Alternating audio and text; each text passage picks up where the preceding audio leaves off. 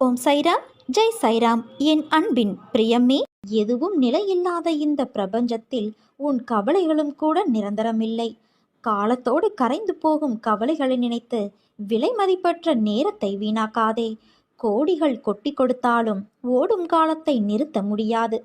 காலம் இங்கு யாருக்காகவும் காத்திருப்பது இல்லை என் தங்கமே.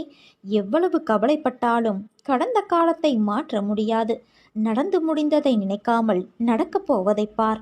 ஓடிக்கொண்டு இருக்கும் உன் வாழ்வின் இன்று என்ற பொக்கிசம் இப்போது உன் கைகளில் உள்ளது. அதை வாழ்ந்து தீர்த்து விடு. உண்மையையே பேசு. பிறருக்கு தீமை செய்யும் உண்மையை பேசாதே. பிறருக்கு எது நன்மையோ அதையே பேசு. பிறரை இனிமைப்படுத்த பொய் பேசாதே. இதுதான் தர்மம். நிச்சயமற்ற தன்மை ஒரு மிகப்பெரிய பரிசாக இருக்கலாம். அது நம்மை பிரம்மாண்டமான நம் குணத்தை செம்மைப்படுத்துகிறது. நம் நம்பிக்கையை பலப்படுத்துகிறது. தழுவிக்கொள். நம்மையோ அல்லது நமது திறமைகளையோ குறைத்து மதிப்பிடாதே. பிழைகள் நாம் இருக்கும் இடத்திலிருந்து நாம் இருக்க விரும்பும் இடத்திற்கு அழைத்து செல்லும் படிக்கற்கள். வேதனையையும் துன்பத்தையும் வெல்லும் ஆற்றல் நம்மிடம் உள்ளது. உயிரோடு இருப்பதன் அர்த்தம் இதுதான் என் தங்கமே. நம் வாழ்க்கையில் விஷயங்கள் சேராத போது கழிக்கத் தொடங்கு. உன் தற்போதைய வாழ்க்கையிலும் அதற்கு பிறகும் தெய்வீக பிரசன்னத்தால் நீ ஆசிர்வதிக்கப்படுவாய். எதற்கும் மஞ்சாதே. நான் உன்னோடு தானே இருக்கிறேன். ஒவ்வொரு நொடியும் நீ நிம்மதியோடும் சந்தோஷத்தோடும் வாழ்வாய். அதற்கு நான் பொறுப்பு. உனக்கு எல்லா சூழ்நிலைகளிலும் நான் துணை நிற்பேன். இனி நடப்பதெல்லாம் நல்லதாகவே நடக்கும். ஒன்றை மட்டும் புரிந்து கொள். நீ வேண்டுவதையெல்லாம் நான் உனக்கு தருவது கிடையாது. உன்னுடைய கர்ம பலன்களை பொறுத்தே உன் செயல்களில் வெற்றியும் தோல்வியும் அமையும். எல்லாம் விதிப்படி என்று நாம் கூறுவதும் இதைத்தான். ஆனால் மற்றவர்களுக்கும் என்னிடம் சரணடைந்தவர்களுக்கும் இங்குதான் வித்தியாசம் உள்ளது. என்னுடைய பாதுகாப்பில் நீ இருக்கும்போது கர்மா வலுவிழந்து போகிறது. ஒன்றை எப்போதும் நினைவில் கொள். உன்னுடைய காரியங்கள் என்னுடைய அருளால் சரியான நேரத்தில் நல்லபடியாக நடக்கும். உனக்கு நடப்பவையெல்லாமே மறைந்து வேலை செய்யும் கர்ம வினைகளின் வானலாவிய ஓட்டம். நான் செய்பவனும் அல்ல, செய்ய வைப்பவரும் அல்ல. இதை நீ உறுதியாக அறிந்து கொள். ஆனாலும் செய்யக்கூடிய சக்தி என் வாயிற்படியில் படுத்து கிடக்கிறது. எவன் தன்னுடைய அகங்காரத்தை அழித்துவிட்டு நன்றி நிறைந்த மனதோடு என் மீது தன் பாரத்தை போடுகிறானோ அவனுடைய படகு கரை சேர்ந்துவிடும். மாயையும் அதன் செயல்பாடுகளும் இருந்தால் இருக்கட்டும். மாயை என் பாதங்களில் சரணடைந்து என் ஆதீனத்திலேயே இருக்கும். என்னை எப்போதும் வணங்கும் என் அன்பு குழந்தையின் அருகில் கூட மாயை வராது. உன்னுடைய காரியங்கள் அனைத்தும் வெற்றி பெறப்போகிறது. உன் துயரங்கள், வியாதிகள், கடன் சுமைகள் அனைத்தும் உன்னை விட்டு விலகப் போகிறது. கூடிய விரைவில் நீ விரும்பும் எண்ணங்கள் நிறைவேறும் என் தங்கமே. செல்வம் பெருகும். உன் வளர்ச்சியையும் நீ மகிழ்ச்சியாக இருப்பதையும் பார்ப்பதற்கே நான் உன்னோடு வந்து கொண்டிருக்கிறேன். துயரங்களின் தாக்கத்தை தாங்க முடியவில்லையே என்று புலம்பாதே. உன் பாரத்தின் பெரும் பகுதியை நான் உனக்காக சுமந்து கொண்டு இருக்கிறேன். உன்னை நான் எந்த நேரத்திலும் கைவிட மாட்டேன். உனக்காக நிழலாக என்றும் நீ செல்லும் இடமெல்லாம் ஏதாவது ஒரு ரூபத்தில் உன்னோடு நான் இருப்பேன். மனதையும் வாக்கையும் செயலையும் ஒருமுகப்படுத்தி நேர்மையாகவும் உள்ளபூர்வமாகவும் செயல்படுத்த பழகிக்கொள். அவ்வாறு நீ உன் வாழ்வில் செயல்பட துவங்கினால் உன்னுடைய துக்கங்கள் அனைத்தும் ஒரு முடிவுக்கு வரும். அனைத்து துன்பங்களும் விலகும். உன் வாழ்க்கையில் என்ன நடந்தாலும் அது உன் நன்மைக்காக மட்டுமே நான் நடத்துகிறேன் என்பதை நம்பு. என் குழந்தையாகிய நீ எதற்கும் பயப்படக்கூடாது. எல்லாம் நீ விரும்பியது போல நல்லதாகவே நடக்கும். இது உன் அம்மாவாக அப்பாவாக இருக்கும் என்னுடைய சத்திய வாக்கு. எல்லா மங்களங்களும் உனக்கு விளையும் என் தங்கமே. எந்த ஒரு சூழ்நிலையிலும் கவலை கொள்ளாதே. உனக்கு நான் எப்போதும் எந்த ஒரு ரூபத்திலும் துணையாக இருந்து கொண்டே இருப்பேன். நீ என்னை சார்ந்தவன், என்னை மட்டுமே சார்ந்தவன். ஒவ்வொரு அடியிலும் நான் உன்னை கவனித்துக் கொள்ள வேண்டி இருக்கிறது. உனக்கு என்ன நேரும் என்பதை நான் மட்டுமே அறிவேன். உன்னை கரையேற்றும் பொறுப்பை நான் தான் வகிக்க வேண்டும். என்னை விட்டால் உனக்கு வேறு யார் இருக்கிறார் சொல்? உன் வாழ்வில் நான் தீபத்தை ஏற்றிவிட்டேன். இனி உன் வாழ்வு மிக பிரகாசமாக இருக்கும். இனிமேல் சகல சௌபாக்கியங்களும் உனக்கு கிடைக்கப் போகிறது குழந்தையே. உன்னை வெறுத்தவர்கள் முன்பு நீ வாழ்ந்து காட்டுவாய். கவலைப்படாதே. என்னை மனதார நினைக்கும் பக்தனை நான் என்றுமே கைவிட்டது கிடையாது. வாழ்க்கையில் விலை மதிக்க முடியாத அனுபவங்களையும் பாடங்களையும் நமக்கு கற்றுக் கொடுப்பது பள்ளிக்கூடங்களோ கல்லூரிகளோ அல்ல. பணம் இல்லாத வாழ்க்கையும் பசித்த வயிறும் உடைந்த மனமும் தான். அதனால் அனைத்தையும் அனுபவமாக எடுத்துக்கொண்டு இருப்பதை வைத்துக்கொண்டு மனநிறைவோடு வாழ பழகிக்கொள். புதைந்த பிறகே விதையும் சிதைந்த பிறகே மனமும் புதிய கோணமும் காண்கிறது. மாற்றம் என்ற ஒன்று உன்னிடம் இருந்து ஏற்படாத வரை உலகில் உன்னால் ஒரு துரும்பை கூட மாற்ற முடியாது. விளக்கிற்கு வெளிச்சம் கொடுக்க மட்டும்தான் தெரியும். வெளிச்சம் எங்கு தேவை என்பதை நாம் தான் தீர்மானிக்க வேண்டும். திறமையும் அப்படித்தான். நாம் திறன் உணர்ந்து விடாமுயற்சியோடு நம்மால் சாதிக்க முடியும் என்கின்ற தீவிர முனைப்போடு தன்னம்பிக்கையோடு செயலாற்றினால் வெற்றி நிச்சயம். எது வந்தாலும் எதிர்த்து நின்று போராடு. அனைத்தும் நன்மைக்கே என்பதை தீர்க்கமாக நம்பு. என் தங்கமே, பேசுபவர் விதைக்கின்றார், கேட்பவர் அறுவடை செய்கின்றார். காரணமின்றி வளவளவென்று பேசுபவர் உண்டு. உடனில்லாத இன்னொருவரை பற்றி புறம் கூறுபவரும் உண்டு. பேச்சுத்தான் மனிதனின் மதிப்பை வெளிப்படுத்துகிறது. மிக கவனமாக நீ இருக்க வேண்டும் என் குழந்தையே. அதிக பேச்சு பல நேரங்களில் ஆபத்தை உண்டாக்கிவிடும். பல உறவுகள் முறிந்துள்ளது. வீண் பேச்சு பேசிக்கொண்டு தெரிந்தால் வாழ்வில் முன்னேற்றம் தடைப்பட்டுவிடும். யாருக்கும் எந்த பயனும் அதனால் இல்லை. வீண் பேச்சு நம் வாழ்வை விழுங்கி விடுகின்றது. அதனால் கவனமின்றி பேசியதால் பதவி இழந்தவர், பணியிடம் மாற்றம் செய்யப்பட்டவர்கள் பலர் உண்டு. சொல் சிக்கனம் அவசியம் தேவை என் குழந்தையே. மற்றவர் மனது புண்படுவதை, மிகுந்த வேதனை ஏற்படுத்துவதை தவிர்க்க சொல் சிக்கனம் உதவி செய்யும். நம் பேச்சில் உண்மை, நேர்மை, அழகு, கனிவு, நியாயம், கண்ணியம் இருக்க வேண்டும். நம் பேச்சில் போய், புறம், அவதூறு இருக்கக்கூடாது. எந்த தொழிலிலும் சில தவறான ஆட்கள் இருக்கிறார்கள்தான். ஆனால் எல்லோருமே அப்படிப்பட்டவர்கள் அல்ல. பேசியே கெட்டவர்கள் இங்கு ஏராளம் உண்டு.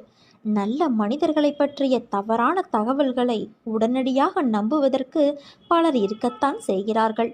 மற்றவர்களை குறை கூறும் முன் நாம் சரியானவர்களா என்பதை உறுதிப்படுத்திக் கொள்ள வேண்டும்.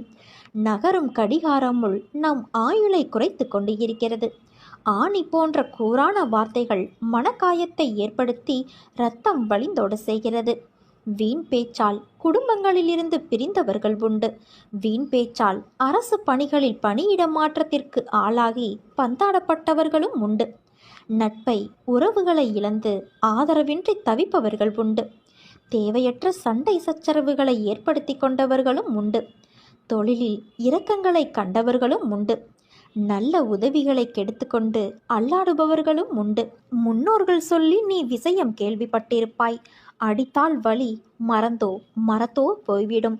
ஆனால் வார்த்தையை கொட்டிவிட்டால் அது மீண்டும் அள்ள முடியாது. அதனால் ஒருவரை காயப்படுத்த வேண்டும் என்று நீ நினைத்தால் அந்த இடத்தில் உன்னை வைத்துப்பார். அதன் பிறகு நீ யாரையும் மனதால் கூட காயப்படுத்த நினைக்க மாட்டாய். எண்ணங்கள் என்ற வலையில் எல்லோரும் சிக்கிக்கொள்வது இயல்புதான். ஆனால் அந்த எண்ணங்கள் தான் உன் செயலின் வெளிப்பாடு என்ற உண்மையை என்றும் மறந்துவிடாதே. உன் எண்ணங்களை என்றும் நேர்மறையிலேயே கொண்டு வா. எல்லாம் சரியாகும். எதிர்மறையை தகர்த்துவிடு. உன் வாழ்க்கை என்னுடைய பொறுப்பு என் குழந்தையே. இன்னும் ஒரு சில தினங்களில் நீயே நம்ப முடியாத பேரதிர்ஷ்டம் உன்னை தேடி வரப்போகிறது. இனி உன் வாழ்வில் பணத்தை எண்ண நேரம் இருக்காது குழந்தையே. அந்த அளவிற்கு பணம் கொட்டென கொட்டப் போகிறது. நீ போகும் வழியில் சில முட்கள் இருக்கும். நீ என்னதான் கவனமாக நடந்தாலும் சில முட்கள் உன்னை காயப்படுத்தும், வலியை உண்டாக்கும். அந்த வலியை தூக்கி எறிந்து பயணித்தால் இறுதியில் மலர்கள் நிறைந்த செம்மையான பாதையில் உன் வாழ்க்கையின் பயணம் இருக்கும். உன் வாழ்வில் நிகழ்வது எதுவானாலும் அதை ஏற்றுக்கொள். ஏனென்றால் நீ கருவாகும் போதே அது தீர்மானிக்கப்பட்டது. உனக்கான நேரம் வரும் வரை பொறுமையாக இரு. மனம் என்பது தூய்மையானதாக இருந்தால் எதை கண்டும் பயப்பட தேவையிருக்காது. கவலைப்படுவதால் மனதின் ஆற்றலும் உயிரின் சக்தியும் வீணாகிறது. எதிலும் அளவறிந்து வாழ பழகினால் சிக்கலுக்கு இடம் இருக்காதுதானே. உன்னை நான் விடுவிக்க விரும்புகிறேன். நீ நிம்மதியாக வாழ வேண்டும் என்று. அதனால் இந்த அன்னை சொல்வதை நீ கேள். உனக்கென்று விதிக்கப்பட்டது நிச்சயம் உன்னை வந்து சேரும். அதை புரிந்து கொள். உன் உழைப்பு என்றுமே வீணாகாது. வாழ்வில் லட்சியத்தை அடைய வேண்டும் என்ற எண்ணமும் பொறுப்பும் கண்டிப்பாக இருக்க வேண்டும். அதே சமயம் எதையும் ஏற்றுக்கொள்ளும் பக்குவமும் வேண்டும். இந்த வாழ்க்கையே எனக்கு வேண்டாம் என்று சொல்லும் அளவிற்கு அனுதினமும் ஏதாவது ஒரு கஷ்டம் எனக்கு மட்டும் வந்து கொண்டே இருக்கிறதே என்று புலம்பாதே. நான் உனக்கு பலமுறை கூறிவிட்டேன், இந்த உலகில் உள்ள அனைவருக்கும் இது போன்ற நிகழ்வுகள் நடந்து கொண்டுதான் இருக்கிறது என்று. உனக்கு பெரிதாக தெரியும் பிரச்சனை மற்றவருக்கு சிறிதாகப்படும். உனக்கு சிறிதாக இருக்கும் பிரச்சனை மற்றவருக்கு தலையாய பிரச்சனையாக இருக்கும்.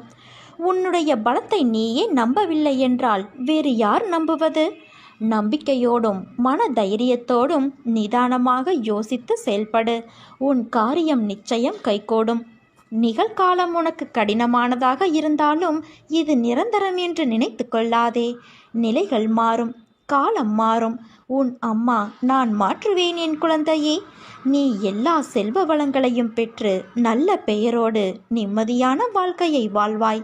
உன் எல்லா சூழ்நிலைகளிலும் உன் அன்னையான நான் உனக்கு துணை இருப்பேன் குழந்தையே. என் வார்த்தைகள் மீது நம்பிக்கை வைத்து செயல்படு. நல்லதே நடக்கும். எல்லா இடங்களிலும் துரதிர்ஷ்டம் உன்னை துரத்துகிறது என்று நீ எண்ணுகிறாய். அது முற்றிலும் தவறான எண்ணம். உன்னை விதியும் ஆசைகளும் இக்கட்டான சூழ்நிலையில் நீ எடுத்த முடிவுகளும் தான் இந்த நிலைக்கு உன்னை இழுத்து சென்று விட்டது. கவலை வேண்டாம் குழந்தையே, எல்லாம் முடிவரும். நம்பிக்கையோடு நீ செயல்படு. எப்போது என்ன நடக்குமோ என்கிற பயம் உன்னை சூழ்ந்து இருக்கும் வரை உன்னால் நிதானமாக யோசித்து செயல்பட முடியாது. முதலில் மனதை ஒருநிலைப்படுத்து. மனதில் அமைதி இல்லாமல் நீ எதை செய்தாலும் அது சிறப்படையாது. எல்லோரும் உன் உள்ளத்தை காயப்படுத்தும் விதத்தில் நடந்து கொள்கிறார்களே என்று வருந்தாதே. உனக்கு நான் ஒன்றை கூறுகிறேன் கேள். உன் கண்ணீரை வீணாக்காதே. உன் தேவை வலிமை புரியாதவர்களுக்காக நீ வருத்தப்படுவதால் உன் மதிப்பு அவர்களுக்கு தெரிவது இல்லை. நீ அவர்களை பற்றியே யோசித்து மனம் சோர்வடைந்து உன் லட்சியத்தை நோக்கி முன்னேறி செல்வதில் சுணக்கமாகிறது. அப்படிப்பட்டவர்களிடமிருந்து நீ சற்று விலகியிருப்பதே உனக்கு நல்லது என் தங்கமே. அதற்காக அவர்களுக்கு தீமை செய் என்று நான் சொல்லவில்லை. அவர்களே உன் தேவையறிந்து உன்னை தேடி வரும் பட்சத்தில் நீ உதவி செய். மன அமைதி இழந்து நிற்கும் உன் வாழ்க்கை கூடிய விரைவில் மாறும். நீ எதிர்பார்த்த நிம்மதியான மகிழ்ச்சியான வாழ்க்கையை வாழப்போகிறாய். இன்று உனக்கு ஏற்பட்ட விஷயங்களை நீ அவமானம் என்று கருதாதே. உன் மனதில் கபடம் இல்லை. உன் மனதிற்கு தெரியும் யார் உன்னை ஏமாற்றுகிறார்கள் என்று. அவர்களை உன் வாழ்விலிருந்து நகர்த்தி வை. எதையும் பொறுத்து கொள்ளலாம், ஆனால் நம்பிக்கை துரோகத்தை மட்டும் பொறுத்து கொள்ள முடியாது. அப்படி செய்த அவர்களை என் கையில் விட்டுவிடு. அவர்களுக்கு நல்ல பாடத்தை நான் கற்றுக் கொடுக்கிறேன். நீ எதையும் வெளிக்காட்டாதே குழந்தையே. உன் மிகப்பெரிய சொத்து நிம்மதிதான். அதை உன்னை மதிக்காதவர்களுக்கு நீ செலவழிக்காதே. அவர்களுக்கு மதிப்பை எப்படி கொடுக்க வேண்டும் என்பதை நான் அவர்களுக்கு புரியும்படி செய்வேன். நீ அழாதே குழந்தையே. இன்று உன் மனதில் ஏற்பட்ட காயம் என்பது எனக்கு ஏற்பட்டதற்கு சமம். அதை நான் எப்படி பந்தாடுகிறேன் என்பதை நீ பார். நான் என்ன செய்தேன்? ஏன் என் வாழ்வில் மட்டும் இவ்வளவு வலி? ஏன் எல்லோரும் என்னை வந்து காயப்படுத்துகிறார்கள் என்று புலம்புகிறாய்? மற்றவர்கள் செய்த தவறு, துரோகம் ஏன் சுற்றி இருப்பவர்களுக்கு தெரியவில்லை? ஏன் என்னை இப்படி குற்றவாளிகளாக பார்க்கிறார்கள்? அவர்களுக்கு தெரியவில்லையா உண்மை எது என்று? இப்படித்தானே நீ புலம்பிக் கொண்டு இருக்கிறாய். ஆனால் அவர்களுக்கோ அதை அனுபவித்துதான் புரிந்து கொள்ள வேண்டும் என்பது விதி. மற்றவர்களுக்காக யோசி, உதவி செய். மற்றவர்கள் கஷ்டத்தை நினைத்து வருந்து. மற்றவர் வழிக்காக பிரார்த்தனை செய். ஆனால் உன் வாழ்க்கை என்னும் மூச்சை உனக்காக சுவாசி. அதில் ஒருவர் மட்டுமே உயிர் வாழ முடியும். அந்த மூச்சை நீ மட்டும்தான் சுவாசிக்க முடியும். நான் சொல்வதை உன்னால் புரிந்து கொள்ள முடிகிறதா? நீ வைரம். உன்னை ஒரு வடிவம் கொண்டு வருவதற்காக நான் செதுக்குகிறேன். உனக்கு துணையாக நான் வாழ்வேன் என் குழந்தையே. நீ என் பரிபூரண அருளும் ஆசீர்வாதமும் அன்பும் பெற்ற என் செல்ல குழந்தை. நான் இல்லாமல் நீ எப்படி தனித்து இருக்க முடியாதோ அப்படித்தான் உன்னை பிரிந்தும் என்னால் தனித்திருக்க முடியாது. உன்னை என் கரத்தில் தாங்குகிறேன். உன் கர்மாக்கள் எல்லாம் மீதமில்லாமல் நசிந்துவிடும் அளவுக்கு என் பெயரை உச்சரித்து கொண்டே இருப்பதால் ஒரு லோபியைப் போல ஒரு பொக்கிஷமாக இரவு பகலாக உன்னை நான் பாதுகாக்கின்றேன். யாரிடம் நீ மனமிட்டு உன் குறைகளை பகிர்ந்து கொள்கிறாயோ அங்கிருந்து நிவர்த்திக்கான வழிகளை நான் நேர் செய்கிறேன். யாரை தேடி நீ போகிறாயோ அவராகவே நான் இருந்து உன்னை வரவேற்று உபசரிப்பேன். எனக்கு பிரியமானவர்கள் உனக்கு ஆசி கூறுவார்கள். அந்த ஆசியை வழங்குவது உன் அன்னையான நானே என்று அறிந்து கொள். சோதனை காலத்தில் உன்னோடு யாராவது பயணித்தால் அதுவும் நானே. வீட்டில் இருக்கும் சந்தோஷம் மிக பெரியது. அந்த சந்தோஷத்தின் அடிப்படையில்தான் உன் கஷ்டம் விலகுவதன் வேகமும் இருக்கிறது. மனதில் இருக்கும் எல்லா கஷ்டங்களையும் அவற்றை அனுசரித்து நீ நடப்பதையும் பிறரது கிண்டலுக்கும் கேலிக்கும் மாளாகி அவமானப்பட்டு நிற்பதையும் அநியாயமாக உன் உடைமைகளை பிறர் அபகரித்து கொண்டு உன்னை நடுத்தெருவில் நிற்க வைத்ததையும் இன்னும் பலர் அப்படி முயற்சிப்பதையும் நான் அனைத்தையும் அறிவேன். தப்பு செய்தவர்களுக்கு தண்டனையை தப்பாமல் தந்து உனக்கு நீதியை சரி செய்யும் நாள் நெருங்கிக் கொண்டு இருக்கிறது. நம்பிக்கையாய், பொறுமையாய், நேர்மையாய் உன்னை வழிநடத்தி வெற்றி என்னும் அமிர்தத்தில் நிம்மதியான மனநிறைவில் நீ தித்திக்கப் போகின்றாய். சதா என்னை நினைத்து கொண்டு இரு. நான் அனைத்தையும் நடத்துகிறேன் என திடமாக நம்பு. எனக்கு நானாகவே செய்கிறேன் என்ற பாவனையை வளரவிடாதே குழந்தையே. நான் உனக்கு துணையாக இருப்பேன். விதைகள் என்றுமே தன் வளர்ச்சிக்கு காரணங்களை தேடுவது இல்லை. நாம் விதைக்கப்பட்டோம். எல்லா தடைகளையும் கடந்து ஒரு நாள் மரமாக உருவெடுப்போம் என்ற நினைப்புதான் அது வளர்ந்து நிற்க காரணம். அதே போல தன்னை போன்று இன்னொரு மரம் வளரவும் வழி செய்யும். அதே போலத்தான் நீயும் வளர்வாய். வாழ்வில் ஒன்றை செய்வதற்கு காரணங்களை தேடினாய் என்றால் உனக்கு என்றைக்கும் பதில் திருப்தியாக கிடைக்காது. உலகம் ஏன் படைக்கப்பட்டது, ஏன் மனிதர்கள் படைக்கப்பட்டார்கள் என்ற கேள்விகளுக்கு கடவுளால் தான் பதில் கூற முடியும். இயற்கை என்ற படைப்பு எதற்கு என்றால் படைத்த உயிரினங்களின் வாழ்க்கைக்கு உதவி புரிய. இதற்கு உன்னால் பதில் கூற முடியும். காரணம், ஒன்றை படைத்து அதை நிலையில் பயணிக்க உதவும் என்ற நோக்கம். ஆனால் என்னை ஏன் படைத்தீர்கள், ஏன் இந்த வாழ்க்கை, எதற்கு அன்பு, வெறுப்பு, இன்பம், துன்பம், வெற்றி, தோல்வி இவற்றையெல்லாம் எதற்கு வாழ்வில் கொடுத்தீர்கள் என்றால் ஒரு காரணம்தான். உன் வாழ்விற்கான தேடல், அதன் பயணம், அதனுடைய அடுத்த தளம், வாழ்க்கை பற்றிய படிப்பு, அனுபவம், நீ கற்ற பாடம் என இந்த நோக்கத்திற்காகத்தான் நீ பிறப்பு எடுக்கிறாய். அந்த வாழ்க்கையில் நீ செய்யும் கர்மவினை என்ற முக்கிய குறிப்பு தான் உன் அடுத்த ஜென்மத்திற்கான வழிகாட்டல். அதனால் இந்த வாழ்க்கையில் ஏன் என்ற கேள்வி புத்தியை மாற்றிவிட்டு எல்லாம் கடந்து முன்னேறத்தான் என்ற நோக்கத்தோடு செயல்படு.